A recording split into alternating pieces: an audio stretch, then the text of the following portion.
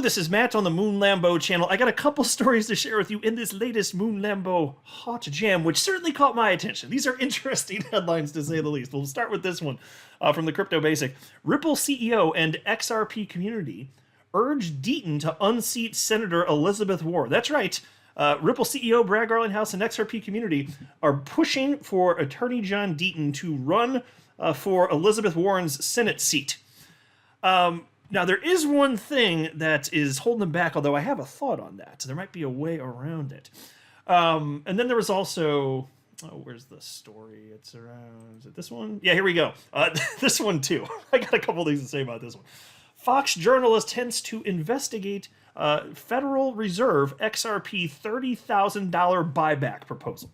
That's right. Fox business journalist Eleanor Turret had something to say about this $30,000 XRP buyback proposal. But before going further, I want to be clear, I do not have a financial background of any kind. I am not offering financial advice, and you definitely should not buy or sell anything because of anything I say or write. I'm just an enthusiast who enjoys making YouTube videos about crypto-related topics, but just as a hobby and just for fun.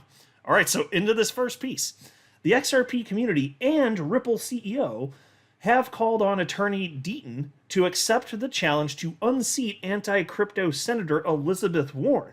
And so I'll pause to note, Elizabeth Warren is perhaps the worst senator that there ever has been. She is just awful, and she couldn't be more anti-crypto. She's saying stuff that I think it's very clear she has to know isn't true as it pertains to the crypto asset class. Just outright lies about the crypto asset class and the degree to which it's being used for nefarious, illegal purposes.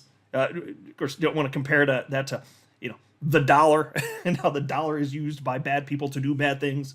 The technology is not the problem, but anyway, is what it is. And so if it's up to her, you would not have your crack at life-changing wealth in crypto if she had her way. Piece continues. Members of the crypto community, especially XRP enthusiasts, have reacted to a recent political report about anti-crypto lawmaker Elizabeth Warren. According to the report, Politico noted that no popular figure from the Republican Party has been able to take up the challenge of unseating the anti-crypto lawmaker. Reacting to the report, crypto influencer Eddie called on XRP community lawyer John Deaton to take up the challenge and run against Senator Warren. And by the way, I don't think that this was completely random, and I'll show you why in just a minute, but first let me show you the post. This is it from my fellow XRP YouTuber Crypto Eddie. She wrote, Politico reports no new challenger has emerged to unseat Senator Elizabeth Warren. John Deaton is capable of flipping the seat 100%. The Warren anti-crypto army doesn't stand a chance against the pro-crypto army. We call on John Deaton to run. Please show your support and share. And then the piece continues, and this part was super interesting to me because Brad Garlinghouse agrees. The tweet, which was posted yesterday, has attracted the attention of top crypto enthusiasts who retweeted the post to declare their support for Deaton. Interestingly, Ripple CEO Brad Garlinghouse also retweeted the post supporting the idea of Deaton running against Senator Warren and beating her. And I believe them, but I wanted to see it for myself. And there it is on your screen. Brad Garlinghouse retweeted this. So that's right. The CEO of Ripple does want John Deaton to run against Elizabeth Warren, who, again, I would argue is perhaps the worst senator that there ever has been. Here you have a post from attorney Jeremy Hogan being supportive as well. He reposted that and wrote, "Run, John, run." And that would be fantastic to see. Here's what attorney John Deaton had to say in response to all of this. John Deaton said, and I quote, "Here's what crypto Twitter needs to understand. Although Warren's attack on crypto and blockchain technology, causing innovation and entrepreneurship to leave the U.S. is a very important issue, it is not a top 5 kitchen table issue for Massachusetts voters. Although we realize her banker's ban on Bitcoin and crypto means that freedom is on the line, what matters most to voters is inflation, housing costs, costs of education, income inequality, illegal immigration, healthcare costs, interest rates, credit card debt, a spiraling out of control deficit requiring $1 trillion in interest payments, all while corrupt and inept politicians do absolutely nothing for regular people. Those are the things that worry voters." Well, John, that sounds fantastic. I'm hoping that was a speech that leads to you actually running. But there is one problem that you'd have to overcome, a very particular hurdle, which he actually acknowledged in the past. And so I was wondering if these types of comments are what led Crypto Eddie to post this yesterday. But there was this, for example, December 7th of last year. There was a post from Watcher Guru Justin, U.S. Senator Elizabeth Warren says there's a new threat out there. It's crypto, and we can't allow that to continue. That was reposted by John Deaton on December 7th, 2023. And here's what he had to say. Is there time for me to buy a home in Massachusetts, actually move there, and run for Senate against this government overreach hack in 2024? I'm a Massachusetts lawyer and have practiced in Massachusetts for over 15 years. I live in Rhode Island, less than 6 miles from Seekonk, Massachusetts. I'm not suggesting I would win, but how I would love to confront her.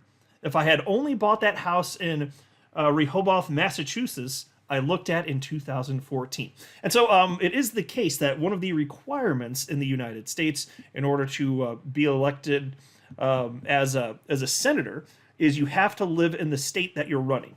So he can't be living in Rhode Island. So I wondered if you could have a work, because obviously there are all sorts of people that have multiple homes. Couldn't he just rent an apartment in Massachusetts? Would that be enough to get around? I'm no constitutional scholar, but if you can live in more than one place, and you can, would that be a way to get around this? I don't know if Attorney Deaton has thought of that, but it's perhaps worth looking into if you actually want to run for this position. But it would be amazing to see this. And John Deaton takes action. So if he says that he'd actually do this, I take him at his word. I absolutely take him at his word. And he also said something similar. This is October 13th of 2023. My biggest regret right now is not buying the house I looked at in Rehoboth, Massachusetts, but instead bought the house I currently live in Barrington, Rhode Island. Had I bought the Massachusetts house, I would 100% run against this gaslighting, self-serving hypocrite. I believe it, and I would love to see it. She is awful. She is just the worst. And then there's this. Fox journalist hints to investigate Federal Reserve XRP $30,000 buyback proposal. This one made me laugh. Check this out. Fox journalist Eleanor Terrett recently hinted at a possible investigation of an earlier proposal suggesting the Federal Reserve could buy back XRP at $30,000 per token. So I'll pause and note, I've already ripped this stupid-ass idea to shreds in great detail in more than one video in the past. So I'm going to avoid doing that here. But suffice it to say, it's nonsense and it's stupid, and I think that the creator of this idea had actual bad intent. And I'll just note, for the reminder in case you don't recall, there's an actual committee that was put together that was going to be financially incentivized to convince individuals to give up their actual XRP holdings, to put it in, I think it was an escrow, and then so you no longer have the keys to your XRP. It would be in Jimmy Valley, or actually no, they're going to have a custodian. Actually, I take that bet, but he was the one. Either way, he's still trying to get out of your hands. And then there were financial kickbacks for the people who were able to recruit you if they were successful. That was the initial plan. It was just disgusting stuff. It's offensive on its face, and some of these people are actually pushing for this crap. Anyway, piece continues. Terrett disclosed this while responding to digital asset investor, a pseudonymous XRP community figure. Notably, Jimmy Valley, managing director at Valhill Capital, recently asked former Ethereum advisor Steven Narioff if Terrett showed interest in Narioff's expose on Ethereum. Recall that the former Ethereum advisor surfaced with several allegations surrounding the Ethereum project and its founder, Vitalik Buterin, including claims that Buterin and other Ethereum co-founders sabotaged crypto and carried out fraudulent ICOs. Narioff, who had several stories to tell, could present his case on a large platform such as Fox for a wider reach. However, this has not materialized. Valley's recent inquiry aimed to bring the possibility of such a presentation back to the public's attention. In response, digital asset investor pushed to have Narioff on Fox. According to the pseudonymous influencer, the multinational television channel should be interested in presenting the alleged story behind the Ethereum DAO hack being an insider job. It bears mentioning that the Ethereum DAO, launched in 2016, quickly became successful, attracting an investment of $150 million worth of ETH. However, the DAO suffered a hack shortly after, leading to the loss of about $60 million in ETH. Some speculated that the hack was an inside job, but nothing has been proven. Responding to digital asset investors' latest remarks on the incident, Eleanor Terrett emphasized that her list of stories to investigate this year contains the Ethereum DAO hack, as well as the controversial ETHgate theory. However, Terrett went further to mention that her list also contains the proposal suggesting that the U.S. Federal Reserve could buy back XRP at $30,000 per token. Interestingly, the proposal was presented by Jimmy Valley in 2021. Which is absolutely disgusting. Like that's one of the most offensive things that I've ever come across being in this community for over 6 years. Maybe it's the worst with Jimmy Valley. It's just disgusting.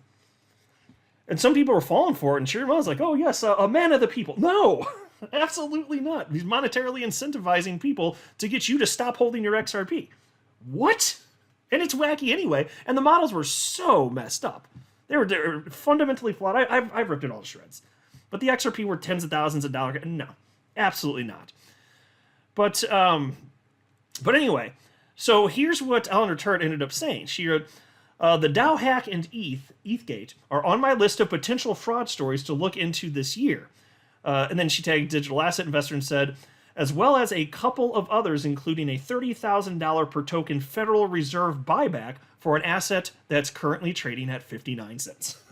So, I'm making an assumption that she's being a little sarcastic. She's not actually taking that thing seriously, right? And so Crypto Eddie, she reposted that and said, I can't wait for the fraud story on a $30,000 per token Federal Reserve buyback of XRP. And yes, like the whole thing, it was, I mean, it looks like fraud to me.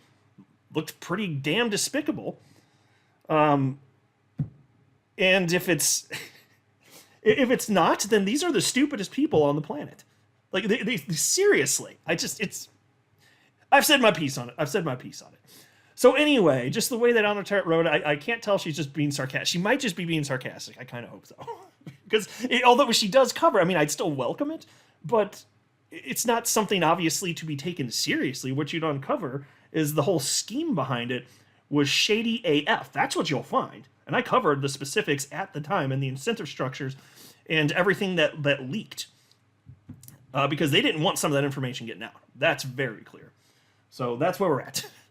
I'm not a financial advisor. You should not buy or sell anything because of anything I say or write. That would be a very, very, very bad idea. Until next time, to the Moon Lambo.